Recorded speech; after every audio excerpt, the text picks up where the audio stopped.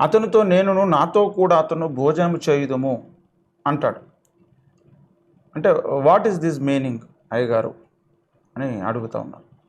భోజనం చేయడం అంటే డైరెక్ట్ భోజనమే ఒక టేబుల్ మీద కూర్చొని చేయడమా, లేకపోతే ఏంటి? అది కూడా అంటే భోజనము చేయడం అంటే సమాన హోదా ఇస్తానని అర్థము.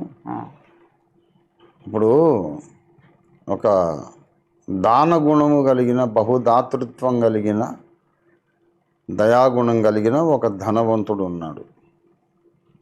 రోడ్డు మీద వెళ్ళేటప్పుడు ఒక బిచ్చగాడు, అయ్యా బాబుగారు ధర్మం చేయండి, భోజనం చేసి 3 రోజులైంది, నీరసంగా ఉంది, కళ్ళు తిరుగుతున్నాయి అని అంటే, ఆ శ్రీమంతుడు జాలిగుండె కలిగిన వాడైతే ఒక 100-500 నోటు ఇస్తాడు. ఎల్లవయ్యా తిను, ఎందుకు ఆకలితో ఉంటావు, తినని ఇస్తాడు.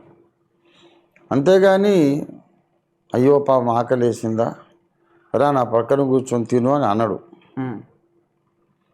సోషల్ స్టేటస్ చాలా వ్యత్యాసం ఉంటుంది వాళ్ళకి.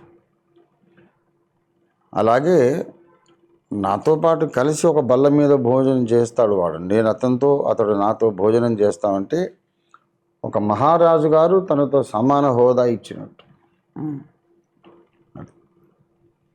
భోజనం కూడా ఉంటుంది, భోజనం కూడా పరలోకంలో ఉంటుంది, విందు ఉంది కదా. కానీ అక్కడ విందు అనేదే ముఖ్యం కాదు, కలిసి కూర్చొని తింటాము అంటే ఈక్వల్ స్టేటస్ ఉంటుంది అన్నమాట. Okay sir.